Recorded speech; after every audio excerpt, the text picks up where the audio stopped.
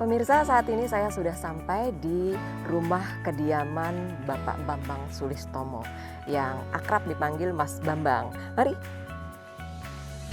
Beliau adalah Mas Bambang Sulistomo, putra pahlawan kelahiran Surabaya, titisan darah dari sosok pria yang menjadi komandan arek-arek Surabaya dalam pertempuran 10 November 1945.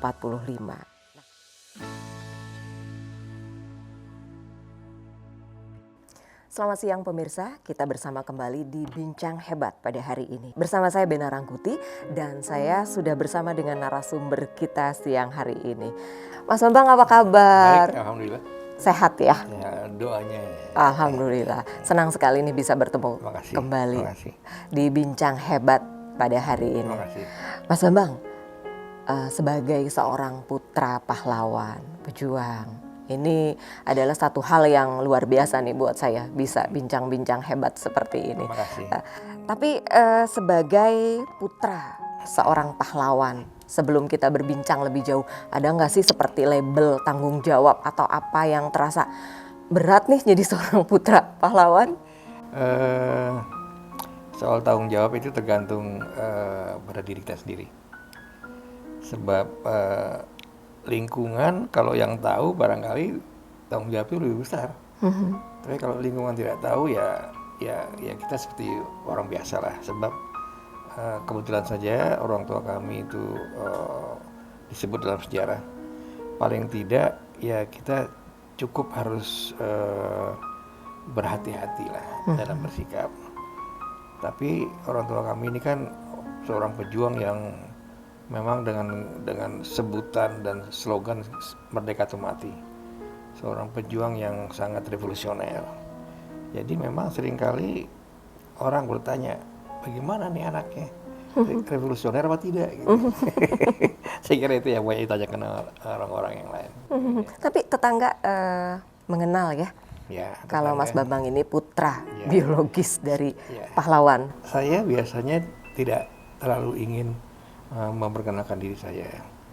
Pada saat bapak saya masih hidup, berapa kali ngajak saya jalan informal atau formal diundang ke daerah, saya seringkali tidak pernah mau duduk depan. Saya selalu duduk belakang bersama masyarakat. Jadi hanya ibu saja yang di depan sama adik-adik saya selalu di belakang dan tidak bergabung dengan kursi-kursi depan. Nah, kenapa? Karena saya malu gitu. Dan saya paling suka duduk di belakang karena apa? Bisa mendengar komentar-komentar orang. Merakyat ya begitu. Mendengar komentar orang yang merakyat itu tentang apa yang ada di panggung depan itu. Gitu. Jadi di sini pun saya tidak pernah memperkenalkan diri, tapi mereka rupanya dari basic akhirnya semua tahu. Jadi tahu, ini Mas Bambang ini anaknya Bung Tomo gitu. Sehingga pada saat beberapa hari-hari bersejarah kami diminta mengisi tentang nilai kebangsaan, tentang Pancasila, tentang dasar negara, tentang perjuangan gitu. Ya. Seperti itu ya? Ya. Iya Mas Bambang, putra dari Bung Tomo itu ada berapa putra-putrinya? Ada 4, 3 perempuan lagi, yang keempat perempuan lagi. Jadi ada? 1 pria. Satu laki-laki. Mas Bambang sendiri? Ya. Jadi ini benar-benar satu keturunan darah biologis seorang Bung Tomo ya, titisannya langsung. Nah, sebagai titisan dari Bung Tomo nih, tadi ketika ada acara-acara nggak mau duduk di depan karena ingin merakyat, maunya di belakang. Ingin mendengar suara rakyat di belakang. Ingin mendengar suara rakyat di belakang ya. Karena kalau di depan sudah langsung. Bukankah itu memang biasanya kalau undangan yang diinginkan duduk di depan gitu, VIP? Saya sampai kemudian saya kerja di Kementerian Kesehatan, diterjunkan di Kementerian Kesehatan, saya eselon 1 sebetulnya. Saya selalu kalau ada acara-acara dengan menteri, ya menteri sama eselon 1 lain di depan, saya selalu di belakang. Oh gitu. Pernah satu saat, pada saat rapat kerja Kementerian Kesehatan, Ibu Menteri memperkenalkan semua pejabat baru termasuk saya. Saya kan di belakang. Saya dengar ngomongan orang-orang daerah. Dinas-dinas kesehatan daerah kan. Mereka nggak tahu kalau saya siapa. Mereka ngomongin gitu. Begitu dipanggil satu persatu ke depan, kaget karena saya ke depan. Wah, Kaget, wow, gitu. Mereka diam. Begitu saya turun mereka nggak berani ngomong lagi. Jadi mereka diam. Karena tadi ngomongin struktur kementerian yang ada. Karena mereka nggak tahu siapa Mas Bambang Ya, gitu. kaget, bisa ke depan kaget mereka. Iya, pemirsa, ternyata Mas Bambang ini nggak suka rebutan kursi ya. Diberikan kursi di depan aja nggak mau, maunya di belakang, merakyat sekali. Ya, Mas Bambang, Ya. kalau Mas Bambang kan suka hal-hal seperti itu merakyat. Nah, kalau dari sosok ayahanda Bung Tomo sendiri seperti apa? Apakah memang dia juga seperti itu? Ya, saya masih ingat cerita Bapak pada saat Bapak dilantik jadi pimpinan TNI pertama tahun 47, Pak Dirman, Pak Urip, dan Bapak dilantik jadi pimpinan TNI pertama oleh Bung Karno kan. Pada saat itu kita menghadapi agresi Belanda. Belanda tampaknya tidak ingin daerahnya diambil oleh kita kan. Mereka ingin ngambil lagi. Terus kemudian Bapak sudah memperkirakan bahwa Belanda pasti akan nyerang lagi. Dari aksi polisional yang pertama pasti akan nyerang lagi. Terus Bapak minta izin sama Jenderal Sudirman untuk meneruskan pidato-pidato. Padahal waktu itu Bapak udah dilarang. Bung Tomo nggak boleh pidato oleh pimpinan Republik waktu itu, oleh Perdana Menteri. Dilarang pidato. Kenapa? Karena mengganggu perundingan dengan Belanda. Ini Bapak konsultasi dengan Jenderal Sudirman. Jenderal Sudirman bilang, Bapak mengatakan bahwa kita harus mempersiapkan perlawanan rakyat. Tanpa menggalang kekuatan rakyat dengan radio, kita akan lengah. Akhirnya Pak Dirman menyetujui Bapak itu. Terus, ya Bapak boleh akhirnya memilih tetap di TNI atau menggalang persatuan rakyat gitu. Ya Bapak milih menggalang persatuan rakyat, jadi Akhirnya, Bapak milih itu. Bung Tomo memilih menggalang persatuan rakyat itu. TNI, mundur dari TNI. Ya, sepengetahuan Jenderal Sudirman. Mundur dari TNI untuk menggalang, ya Bapak pidato lagi di radio. Oh, dengan menggunakan media pada saat itu ya, radio. Pidato terus. Dan itu ternyata terbukti Belanda nyerang lagi, tapi rakyat melawan terus. Sampai Pak Dirman juga gerilya di hutan kan ngelawan, padahal pimpin-pimpin kita sudah ditahan, Bung Karno, Bung Hatta sudah ditahan oleh Belanda. Pak Dirman gerilya meneruskan perlawanan. Bapak saya juga gerilya. Pada saat itu Mas Bambang sudah lahir? Belum. Belum. Masih pada saat itu belum ya. Mas Bambang, ada nggak sih satu kenangan yang nggak bisa terlupakan dari ayahanda Bung Tomo? Apa kira-kira?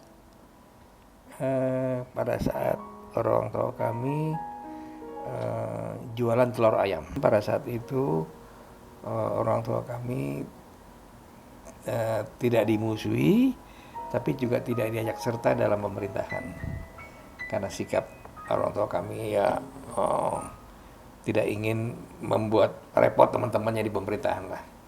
Yang nggak ada income.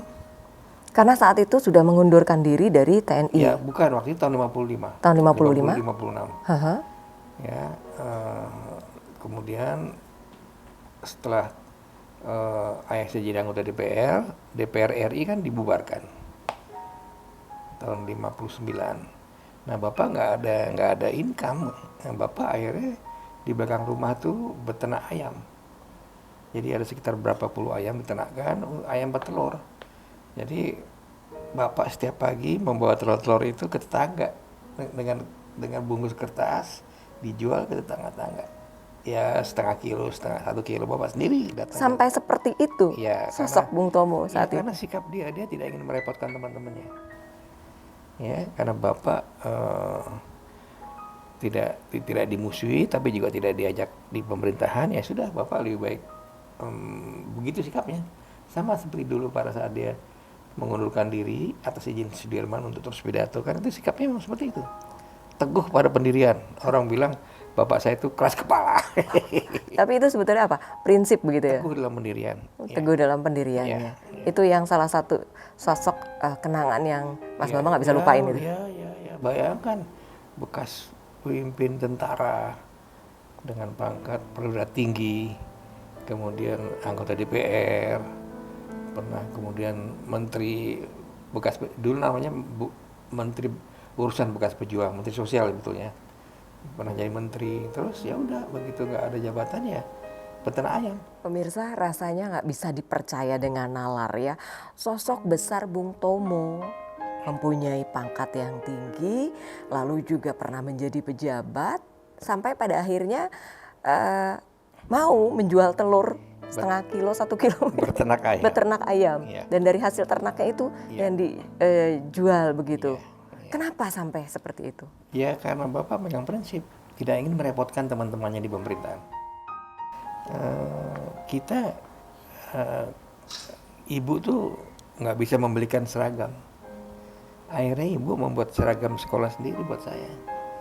Ya pokoknya asal bentuk celana. Terus kadang-kadang celana saya itu nggak kayak celana seragam yang jahitan buatan sekolah atau buatan itu. Jadi nggak ada kantongnya. Terus yang bajunya juga kancingnya macam-macam lah, buat jahitan ibu sendiri. Jadi ibu menjahitkan seragam sekolah buat saya. Jadi itu yang membuat saya melihat bahwa keteguhan pendirian Bapak itu didukung oleh ibu. Yang memegang teguh prinsip, didukung oleh istri, ibu yang juga pola hidupnya sederhana begitu ya, mensupport penuh begitu ya. Tapi itu kan tadi pegang prinsip, tegas begitu ya. Tegas sama galak beda ya. Terus ada nggak sih sisi santainya, bercanda gitu dengan keluarga atau teman, humoris? Bapak saya seperti orang Jawa Timur, suka bikin bercanda. Dia orang Jawa Timur, cerita-cerita zaman dulu gimana kalau di antara para pejuang lagi istirahat, lalu bikin lucuan-lucuan untuk menghilangkan kejenuhan di tengah hutan pada saat mereka gerilya. Itu Bapak ceritakan jok-jok lucu-lucunya itu, kita ketawa, lucu. Memang Bapak saya orang Jawa Timur begitu. Spontan bikin kelucuan-kelucuan. Jadi humoris juga ya, dan humoris. Terkadang bercanda spontan gitu.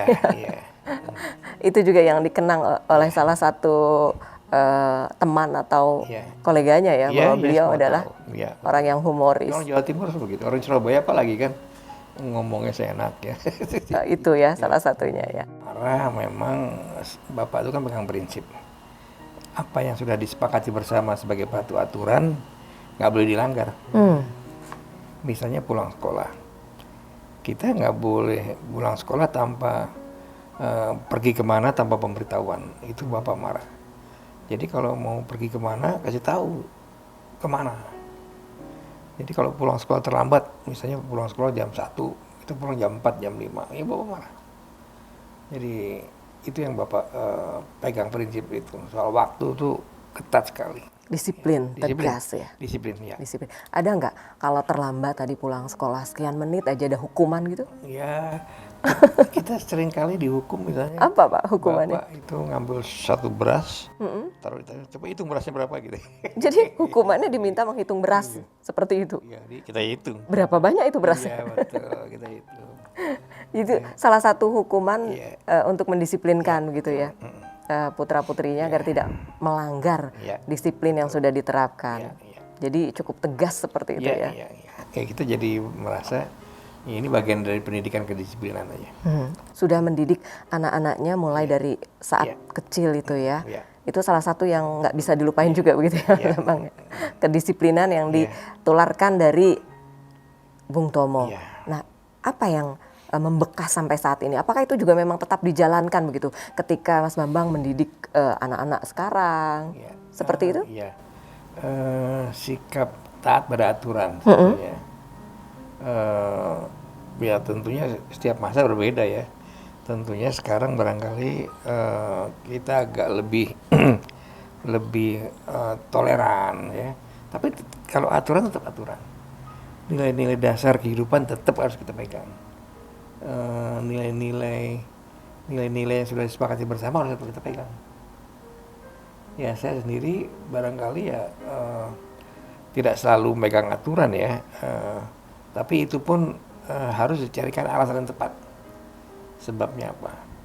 Ya, memang hal-hal itu sangat mendasar sekali. Tapi keadaan sekarang kan banyak orang yang memang menginginkan sesuatu lebih toleran, kesempatan main dengan teman-temannya. Nah sekarang waktu saya punya anak perempuan ya saya harus tidak boleh melarang begitu aja. Anak perempuan main kemana, anak laki main kemana. Nah Mas Bambang ini kan sebagai salah satu, cuma satu-satunya putra Bung Tomo. Ada nggak seperti di anak emas kan begitu, sebagai putra kesayangan? Nggak ada tuh. Enggak. Ya nggak ada. Kita semua sama. Mas Bambang, ketika melakukan, mengisi kemerdekaan dan juga tentunya menyampaikan aspirasi, kritik, saran kepada pemerintah, juga mendukung pemerintahan siapapun ya. Kalau sekarang Pak Jokowi begitu ya, di pemerintahannya. Nanti kan 10 November ini kita memperingati Hari Pahlawan nih. Ada nggak pesan-pesan untuk masyarakat Indonesia dalam memperingati Hari Pahlawan? Ya begini, kata Indonesia ini harus selalu bersatu lah ya. Artinya para pejuang kemerdekaan tahun 45 ini kan berjuang kemudian gugur untuk mewujudkan kemerdekaan. Kemerdekaan tanpa didukung oleh persatuan tidak mungkin, sebab kemerdekaan itu harus didukung oleh persatuan rakyat. Oleh sebab itu, apapun susahnya masyarakat, apapun sulitnya masyarakat, apapun senangnya masyarakat, harus bersatu. Yang senang harus membela yang tidak senang. Yang kaya harus bela yang miskin. Yang berkuasa harus membela yang tidak berkuasa. Tapi yang tidak berkuasa harus dukung yang berkuasa. Yang miskin harus dukung yang kaya. Yang tidak senang harus dukung yang senang. Artinya ada saling mengisi. Nah, tapi yang paling tanggung jawab adalah orang yang berkuasa. Orang yang kaya, orang yang harus tanggung jawab. Karena mereka diberikan kesempatan untuk hidup. Nah, oleh sebab itu, saya harapkan perjuangan kemerdekaan itu perlu persatuan. Nah, persatuan bangsa ini, persatuan rakyat hanya bisa kalau ada kepercayaan rakyat. Ada kepercayaan rakyat, begitu ya. Rakyat kalau nggak percaya nggak mau bersatu. Lihat tuh di Manggarai tembok-tembokan tombak pakai api, panah api. Di Manggarai kan ada kan pakai panah api. Sempat terjadi peristiwa itu ya. Sampai sekarang di mana-mana keroyokan itu artinya tidak ada persatuan. Karena nggak ada kepercayaan, saling kepercayaan. Nah, kepercayaan itu hanya bisa jika hukum ditegakkan dengan adil. Tegakkan hukum dengan adil. Hingga menimbulkan rasa kepercayaan itu. Iya, sehingga kalau percaya bisa bersatu. Nah, tegakkan hukum dengan adil itu, mari kita berjuang menegakkan hukum. Sebab hukum yang adil itu adalah perintah Pancasila. Perintah pembukaan Undang-Undang 45. Hukum yang adil. Hukum yang tidak pilih kasih. Hukum yang tidak berat sebelah. Hukum yang bisa melindungi semuanya. Bukan hanya melindungi orang miskin, orang susah, tapi juga melindungi orang kaya, melindungi pengusaha, melindungi orang pintar. Jadi orang bodoh, orang miskin, orang sengsara harus dilindungi. Tapi juga di samping itu yang lain juga harus dilindungi. Artinya hukum tidak pilih kasih, tapi orang yang pintar, orang yang punya kekuasaan, yang punya uang, jangan sampai menggunakan hukum untuk menindas yang lemah. Jadi jangan menindas kaum yang lemah. Jangan gitu ya? memakai hukum untuk menang-menangan sendiri. Oke. Akibatnya apa? Yang miskin makin miskin. Yang kaya makin kaya. Gitu. Kalau hukum dipermainkan, yang terjadi adalah ketimbangan sosial ekonomi. Karena rakyat tidak bisa mengakses hukum. Rakyat tidak bisa mengejar hukum, tidak bisa dapatkan perlindungan. Yang mampu dapat perlindungan, akibatnya yang kaya makin kaya, miskin makin. Yang kaya makin kaya, yang miskin makin miskin. Padahal dalam masyarakat Malaysia, siapapun boleh jadi orang kaya. Siapapun boleh jadi orang kaya.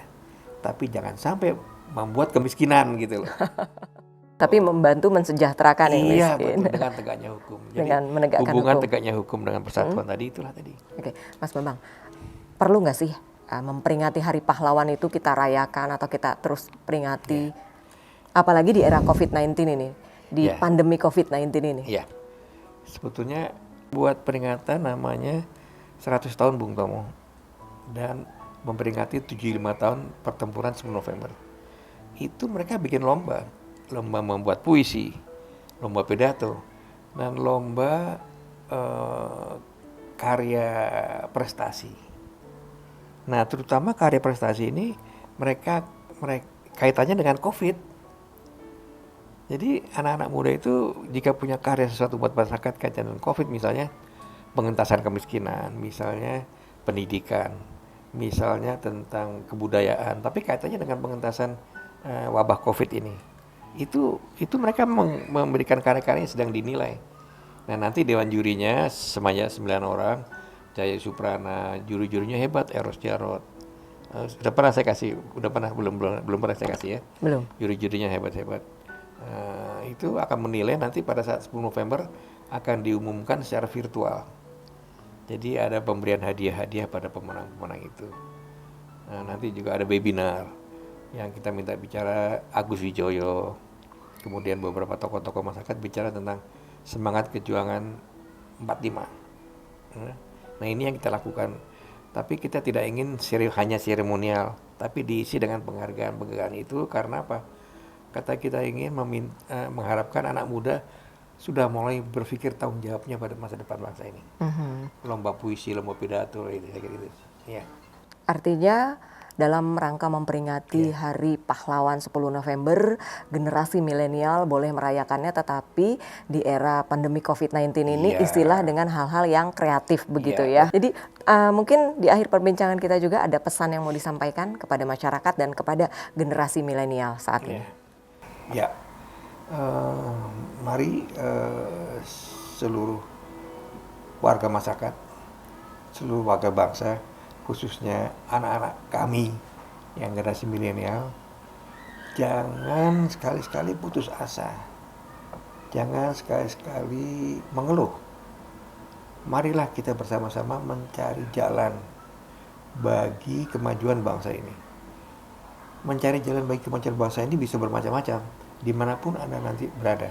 Apakah Anda menjadi seorang teknisi, sebagai seorang budayawan, seniman, sebagai seorang pendidik, sebagai seorang politisi sekalipun, jalan untuk memperbaiki bangsa ini terbuka lebar, dan marilah kita bentuk semacam budaya keterbukaan di antara kita, budaya keikhlasan di antara kita, budaya pengabdian di antara kita, sehingga bangsa ini menjadi bangsa yang maju, tegar, dan kemudian bisa menghargai perbedaan, bisa menghargai berbagai kemajemukan bangsa, bahwa bangsa ini memang harus tetap ada, besar, dan tetap bersatu. Terima kasih. Merdeka, merdeka, merdeka. Baik Mas Bambang, terima kasih untuk bincang-bincang hebatnya hari ini. Semoga bermanfaat untuk masyarakat luas dan tidak melupakan sejarah dari sosok seorang putra biologis Bung Tomo. Terima kasih Mas Bambang. Ya, terima kasih. Jangan sekali-sekali meninggalkan sejarah, atau disingkat Jas Merah, adalah semboyan yang terkenal yang diucapkan oleh Soekarno dalam pidatonya yang terakhir pada hari ulang tahun Republik Indonesia pada tanggal 17 Agustus 1946. Demikian yang menutup perbincangan bincang-bincang hebat kita untuk hari ini bersama sosok putra Bung Tomo yang sudah bersedia menyampaikan cerita tentang sosok ayahanda beliau, yaitu Bung Tomo. Pemirsa, demikian, semoga bermanfaat. Sampai jumpa dan merdeka!